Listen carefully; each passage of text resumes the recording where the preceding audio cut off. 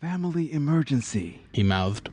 Janet, who was the best kind of boss, a relaxed one, merely waved him off to the fire escape.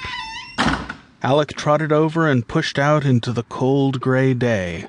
The lab coat was a little protection against the biting wind, but he didn't notice. He didn't really get cold, not since his 18th birthday. How are you calling me, Jack? You're non-corporeal. The ghost's tone became petulant. He did not like being reminded of his disability. Voice dial, of course. Of course. Do you know what kind of heart attack that gave me seeing Dad's number? You've got to get over this thing with your father. He's a dick. I'm passive-aggressive, and you're the one who's haunting because of it. We were talking about your problems, remember? You can't acclimatize to life. So you call me at work to tell me something I already know? No, but I thought that if I started out reminding you how well I know you, you might refrain from arguing with me for the next 20 minutes over the thing I actually need to ask you. I always win these arguments in the end. Jack, you're making me nervous. Alec could feel his canines starting to emerge. Yoga breaths, darling. Yoga breaths. You know what happens when I get nervous. Alec breathed in deeply through his nose, and then out. The telltale teeth retracted slightly, and the rest of the pack wondered how he functioned so smoothly in laboratory land. He tried to imagine them doing yoga, and that made his teeth entirely vanish. Alec's fellow pack members were mostly large and hairy, and took to being both with enthusiasm.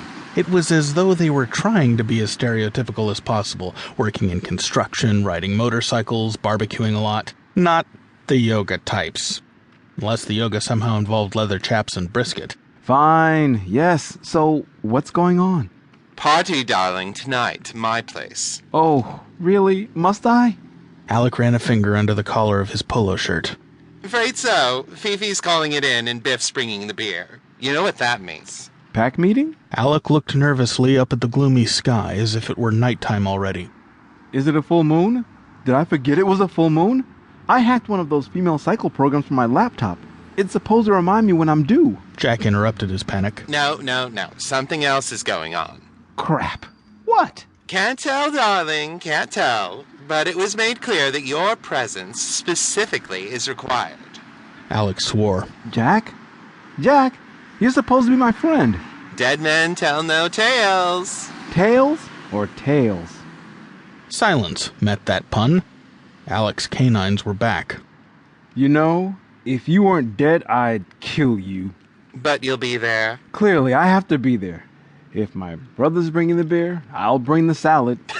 No one will eat it. It's either that or seafood, and I'd rather not remind them how far I've strayed away from the family tradition. Well, that was easier than I thought. I guess you didn't have a date for tonight? Jack, I never had a date. Pathetic. Even I have a date, and I'm dead. You're telling me. Won't be me doing the telling. Oh, shit. That's not what this meeting is about, is it? Just show up, Alec, and bring your damn salad. The phone went dead. Alec looked at it with an expression of profound disgust, as though the cell were what was wrong with his life. How did Jack manage to hang up without hands? Alec sighed, flipped his phone shut, and slouched back into the lab. Janet took in his hangdog expression and immediately knew what was required of her as friend and confidant. Oh no. What happened?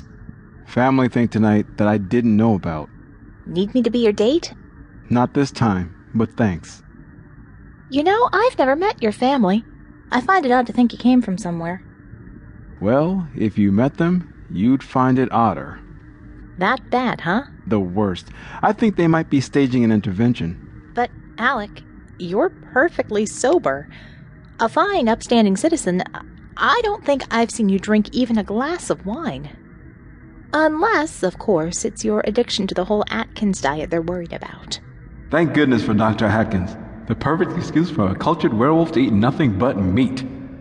Before the good doctor came along, Alec had been forced to hide his shameful rare burger habit. With my luck, they're pulling me out of the closet.